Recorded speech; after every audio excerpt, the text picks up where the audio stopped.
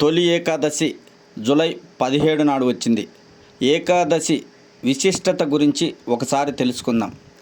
ఏ మంచి పని ప్రారంభించినా దశమి ఏకాదశుల కోసం ఎదురు చూడడం ప్రజలందరికీ అలవాటు. ఏడాది పొడవునా 24 ఏకాదశుల్లో ఆషాఢ శుక్ల ఏకాదశిని తొలి ఏకాదశిగా పరిగణిస్తారు. హిందువుల తొలి పండుగ ఏకాదశి.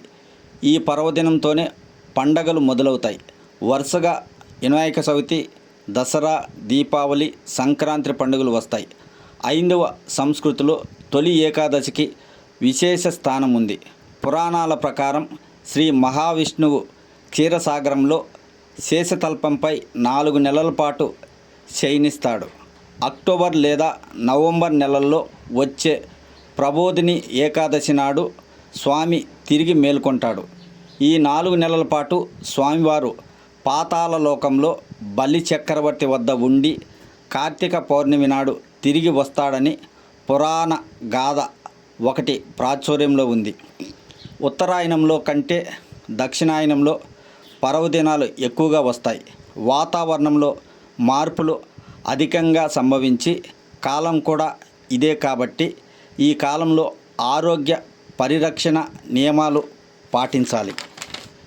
అందువలన ఈ కాలంలో పెద్దలు వ్రతాలు, పూజలు ఆచరించడం మంచిదని చెప్తారు.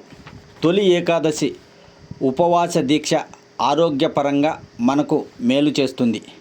నియమనిష్టలతో విష్ణువుతో పాటు లక్ష్మీదేవిని పూజిస్తే శ్రీహరి అనుగ్రహంతో జీవితం సుఖ సంతోషాలు, సిరి సంపదలు కలిగి సుఖంగా జీవిస్తారని తొలి ఏకాదశి నాడు మంచి పూజలు, వ్రతాలు చేయాలని పురాణం చెబుతుంది.